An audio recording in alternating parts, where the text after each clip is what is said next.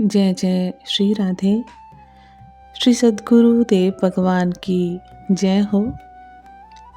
आज का विषय गहरा भी है और ज़रूरी भी, क्योंकि जीवन में ऐसा कोई मनुष्य नहीं है जो कभी ना कभी पाप का भागी ना बना हो। कभी जानकर, कभी अनजाने में, लेकिन जब किसी जीव का भाग्य बदलने लगता है तब उसका अंतर्मन शुद्ध होने लगता है, और जब वह भगवान की ओर सच्चे भाव से मुड़ता है तब उसके जीवन में कुछ विशेष संकेत प्रकट होने लगते हैं। ये संकेत साधारण नहीं होते। ये इस बात के प्रमाण होते हैं कि अब उसके पुराने पाप नष्ट होने की प्रक्रिया में प्रवेश कर चुके हैं। ये बात समझनी बहुत आवश्यक है कि पापों के नष्ट होने से पहले जीवन में केवल सुख ही आए ऐसा नहीं होता, बल्कि अधिकतर मामलों में पहले दुख आते हैं, और वही दुख देखकर साधारण मनुष्य घबरा जाता है। वह सोचने लगता है कि जब मैं भगवान का नाम ले रहा हूँ तब मेरे जीवन में कष्ट क्यों बढ़ गए। लेकिन यही वह मोड़ है जहाँ से वास्तविक शुद्धि प्रारंभ होती है। पहला संकेत ये होता है कि निकट के लोग विरोध करने लगते हैं। जैसे ही कोई व्यक्ति भक्ति पथ पर आगे बढ़ता है, उसके अपने ही लोग उसका उपहास करने लगते हैं। कोई कहता है तू साधु बन गया है, कोई कहता है तू समय बर्बाद कर रहा है। ये विरोध कोई संयोग नहीं है, ये इस बात का संकेत है कि तुम्हारे भीतर जमे पुराने संस्कार अब हिलने लगे हैं। जब अंदर की गंदगी निकलती है तो बाहर शोर होता ही है। दूसरा संकेत, अचानक दुखों का आ जाना। बिना किसी कारण से आर्थिक तनाव बढ़ सकता है, रिश्तों में खटास आ सकती है, लोग तुम्हें गलत समझने लगते हैं जबकि तुमने किसी का अहित किया ही नहीं होता, या ठीक वैसा ही है जैसे कोई कर्ज चुकाने से पहले अंतिम भारी किस्त चुकाता है।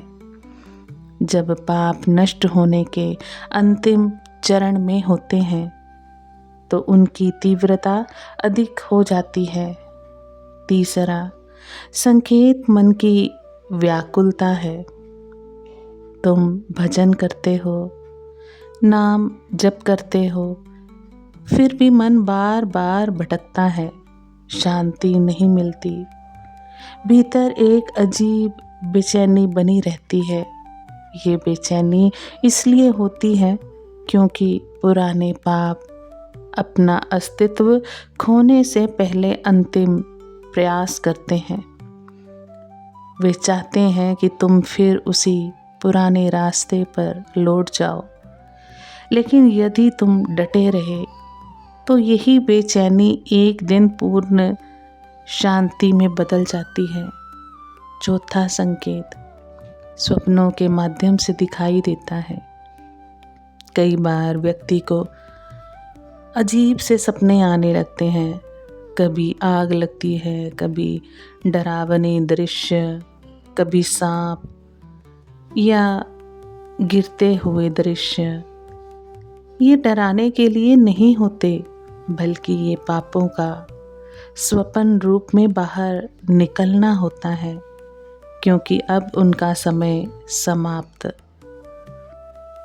होने वाला होता है। पांचवा संकेत संसार से विरक्ति का भाव है। जो चीज़ें पहले बहुत प्रिय लगती थी अब वही व्यर्थ प्रतीत होने लगती हैं। पहले जिन बातों में आनंद आता था अब उनमें रुचि नहीं रहती। ये कोई अवसाद नहीं बल्कि एक आध्यात्मिक परिवर्तन का संकेत है। भगवान धीरे धीरे आत्मा को संसार से हटाकर अपने निकट लाना चाहते हैं। याद रखना, जब सूर्य उदय होने वाला होता है तब अंधकार सबसे गहरा होता है। उसी प्रकार जब आत्मा का कल्याण समीप होता है तब पापों की अंतिम आंधी आती है। जो इस आंधी में स्थिर रह गया वही वास्तव में भगवान की कृपा का अधिकारी बनता है। अब प्रश्न उठता है कि जब जीवन में ऐसे संकेत आने लगे तब हमें क्या करना चाहिए। सबसे पहली बात, विचलित नहीं होना है। ये मार्ग का स्वाभाविक चरण है। जो व्यक्ति डर गया वह पीछे लौट जाता है और जो स्थिर रहा वही आगे बढ़ता है। दूसरी सबसे महत्वपूर्ण बात है नियमित नाम जप।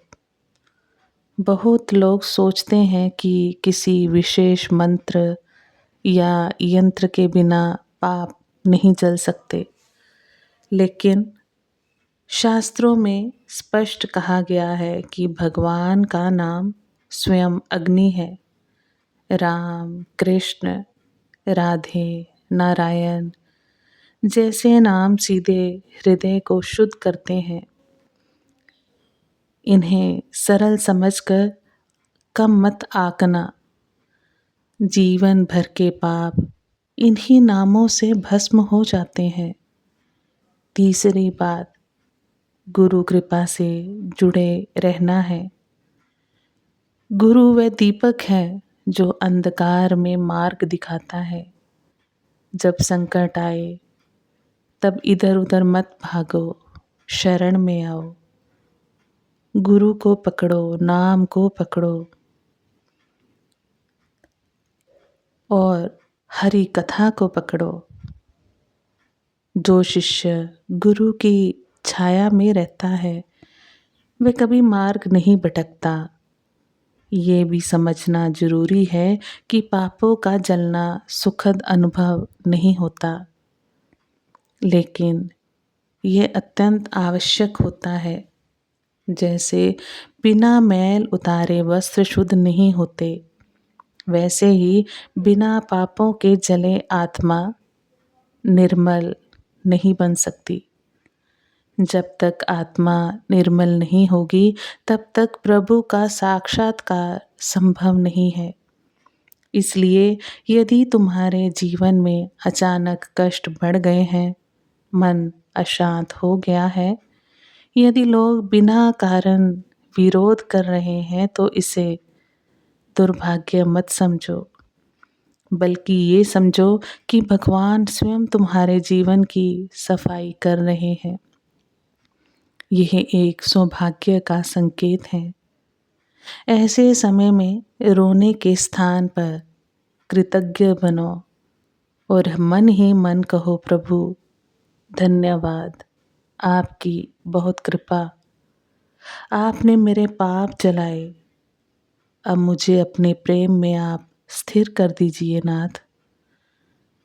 जब ये भाव भीतर से निकलता है तब कृपा का प्रवाह स्वयं प्रारंभ हो जाता है।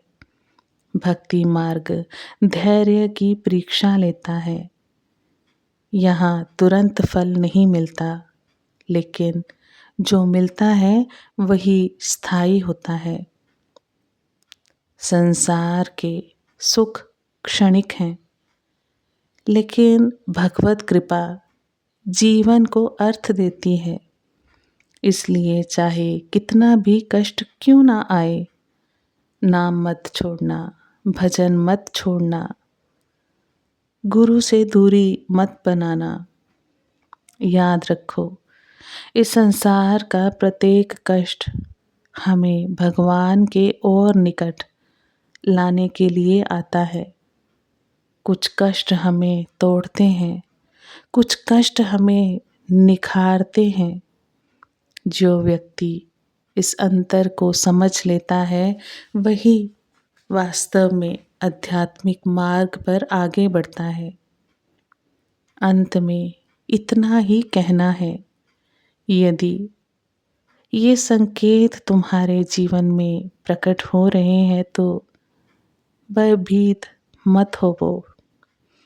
ये संकेत इस बात के प्रमाण है कि भगवान तुम्हें भूल नहीं गए हैं, बल्कि वे स्वयं तुम्हारे भीतर कार्य कर रहे हैं।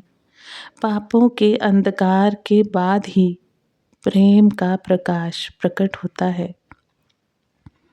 इसलिए डटे रहो, नाम जपते रहो और देखो कैसे प्रभु की कृपा तुम्हारे जीवन को धीरे धीरे प्रकाश से भर देती है। आप अगर हमारे इस चैनल पर पहली बार आए हैं तो चैनल को सब्सक्राइब करिए ताकि आप आने वाले ज्ञान से वंचित ना रह सकें। आप सभी वैष्णव जन को श्री हरिवंशी श्री सद्गुरु देव भगवान की जय हो। जय जय श्री हरिवंश।